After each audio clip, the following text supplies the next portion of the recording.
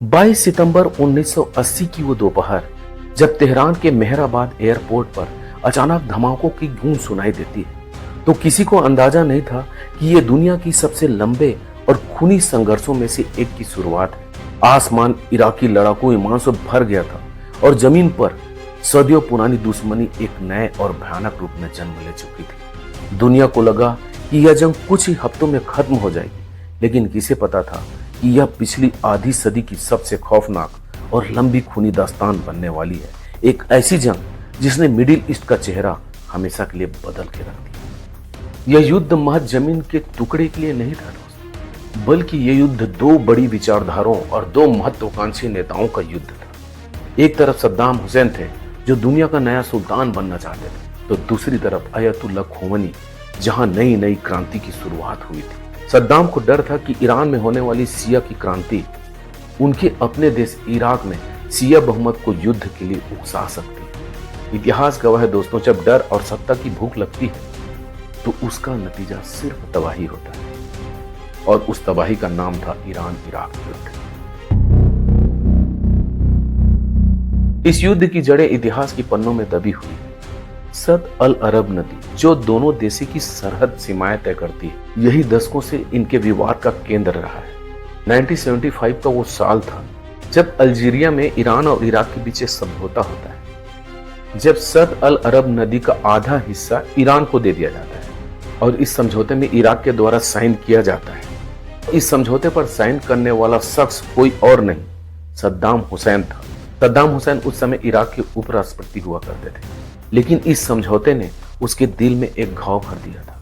उसे लगता है कि यहाँ इराक का अपमान हुआ है, और जैसे वो मौके का इंतजार करने लगे, फिर साल आता है 1979 का, जिसमें ईरान में एक जलजला आया। 1979 की रिवॉल्यूशन क्रांति, जिसने ईरान की पूरी तरह से सत्ता परिवर्तन कर दिया, रेजिम परिवर्तन कर दिया, और वहां के राजशाही को उखाड़ फेंक दिया गया। शाह रजा पहलवी की सत्ता उखाड़ फेंक दी गई और शिया धर्म गुरु अयतुल्ला रुल्लाह खोमेनी तेहरान की धरती पर लौटे। और जैसे ही इस ईरान की क्रांति ने सत्ता परिवर्तन किया, ईरान एक इस्लामिक रिपब्लिक बन गया था, और आजू बाजू के जितने भी देश थे वो सुन्नी इस्लामिक देश थे। और चूंकि खोमेनी भी अपने आप को इस्लामी राष्ट्र का नेतृत्वकर्ता बनाना चाहता था, और इधर इराक में सद्दाम हुसैन जो एक सुन्नी नेता था, वह डर जाता है क्योंकि इराक में 60% जो लोग थे वह शिया मुस्लिम थे।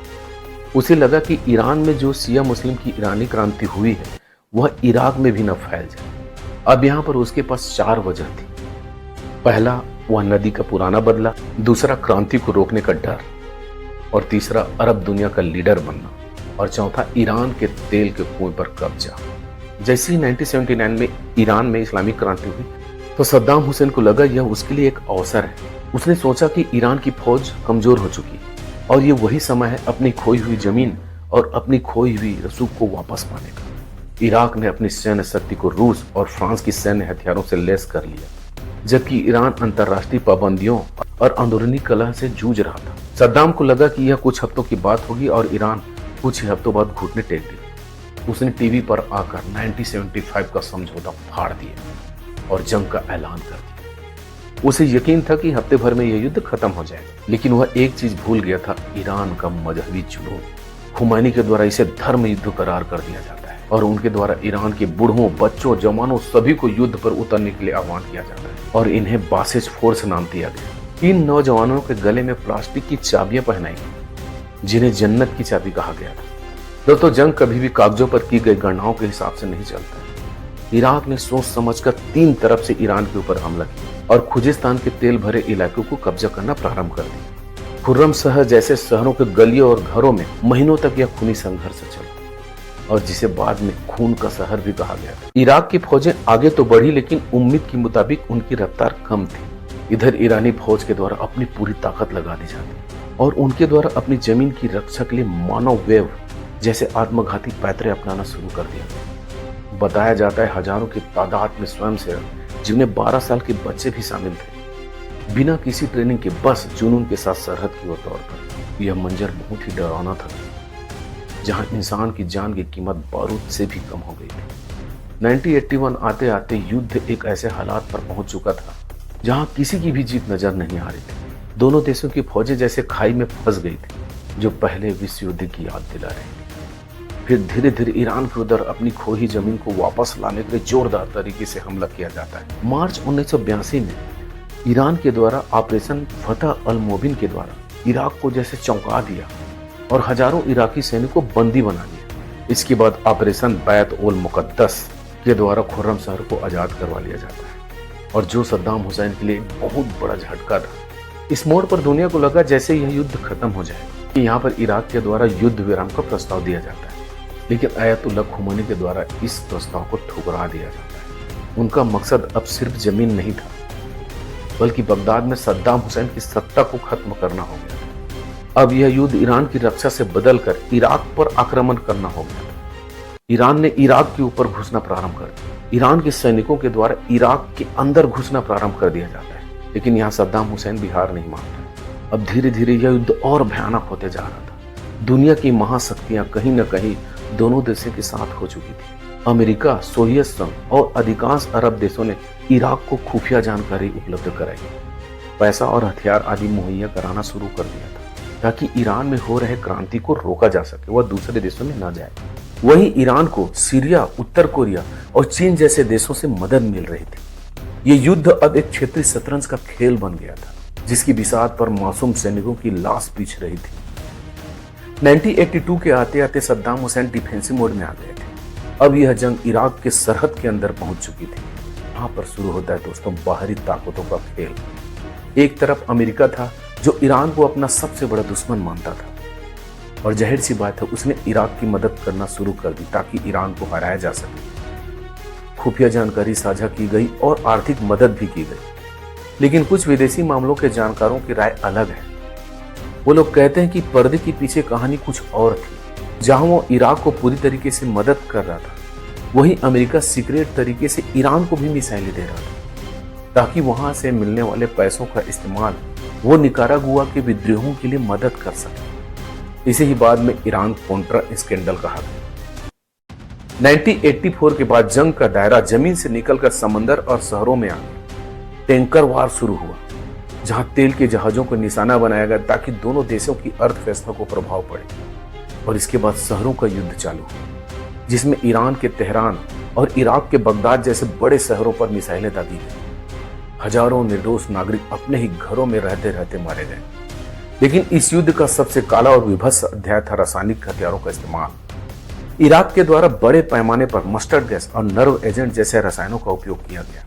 जब ये जहरीली गैस छोड़ी गई तो लोग बिना किसी जख्म के तड़प तड़प के मरने लगे थे। मासूम बच्चों और महिलाओं की नीली पड़ती लाशें इस बात की सबूत थी कि इंसानियत कितनी गिर सकती है। 1988 में हलबजा शहर में हुए रासायनिक हमलों से लगभग 5000 कुर्द मारे गए थे। सद्दाम का भाई, जिसे केमिकल अली कहा जाता था, वही इस कत्लेआम का मास्टरमाइंड था। दुनिया जानती थी कि क्या हो रहा है, इसके बावजूद भी इराक को किसी भी ने नहीं रोका। बल्कि ऐसा बताया जाता है कि इसका इल्जाम भी अमेरिका के द्वारा ईरान के ऊपर ही मरने का प्रयास किया गया था। 1987 तक आते आते दोनों देश पूरी तरीके से जैसे थक गए थे। ईरान की अर्थव्यवस्था चरमरा गई थी और आम जनता में युद्ध को लेकर भारी असंतोष बरतने लगा था। इधर इराक भी भारी कर्ज के बोझ में दबे चला जा रहा था। 1988 में आखिरी बार इराक के द्वारा प्रयास किया जाता है। कई जवाबी हमले किए जाते हैं और अपनी कुछ भूमि को वापस ले लिया जाता है। इसी दौरान एक बहुत बड़ी त्रासदी होती है। अमेरिकी नौसेना के द्वारा ईरानी यात्री विमान पर गलती से हमला कर दिया जाता है। ईरान एयर फ्लाइट 655 को मारकर गिरा दिया जाता है, जिसमें लगभग 290 लोग मारे गए थे। ईरानी यात्री विमान की यह घटना और रासायनिक हथियारों के किए जा रहे इस्तेमाल के डर से अयतुल्लाह खुमैनी को बड़े खतरे का आभास हुआ और एक प्रकार से संघर्ष विराम करने के लिए उन्हें मजबूर होना पड़ा। 20 जुलाई 1988 को आखिर संघर्ष विराम के प्रस्ताव को ईरान के द्वारा मान लिया जाता है और 20 अगस्त 1988 को संयुक्त राष्ट्र के प्रस्ताव 598 के तहत युद्ध विराम लागू होता है। हालांकि इस संघर्ष विराम को अयतुल्लाह खुमैनी के द्वारा कहा जाता है कि यह जहर का प्याला पीने के समान है, लेकिन शायद उनके पास और कोई रास्ता भी नहीं बचा था। 8 साल का लंबा संघर्ष और करीब 10 लाख लोगों की मौत और अरबों डॉलर का नुकसान। इस युद्ध के अंत में न तो दोनों देशों की कोई सरहद बदली और न ही किसी देश को इसका कोई हर्जाना मिला। सब कुछ वैसा का वैसा रह गया जैसे 1980 में हुआ करता था। बस पीछे रह गई वो लाखों वीरान घर और वो कब्रें जो आज भी इस जंग की गवाही देते हैं। इस युद्ध ने दुनिया को सिखाया कि जब अहंकार और कट्टरता का संगम होता है तो जीत किसी की नहीं होती, हार सिर्फ इंसानियत की होती है। लेकिन सवाल यह है कि क्या यह जंग खत्म हुई थी? नहीं, इस जंग ने इराक को और कर्ज के दलदल में फंसा दिया था। सद्दाम हुसैन के द्वारा अपने पड़ोसी देश कुवैत से बोला जाता है कि वो अपनी कर्ज को माफ कर दे, क्योंकि उन्होंने कुवैत से कर्ज लिया था। इसके एवज में वह कहता है कि मैंने तुम्हारा ईरान से रक्षा किया था, इसलिए इराक के कर्ज को माफ कर दिया जाए। और जाहिर सी बात है कि कुवैत नहीं मानता है और 1990 में इराक के द्वारा कुवैत के ऊपर हमला कर दिया जाता है। तो दोस्तों, यही वो मोड़ था जिसने अमेरिका को इराक के खिलाफ कर दिया। और यहाँ शुरू होता है सद्दाम हुसैन की पतन की कहानी। सद्दाम हुसैन की पतन की कहानी कैसी है, आप मेरे इस वीडियो में जाकर देख सकते हैं। तो दोस्तों, अगर आपको हमारा वीडियो पसंद आया तो हमारे चैनल को लाइक कीजिए, सब्सक्राइब कीजिए और इसी तरह की वीडियो देखने के लिए हमारे चैनल पर बने रहिए। तब तक के लिए जय हिंद, जय भारत।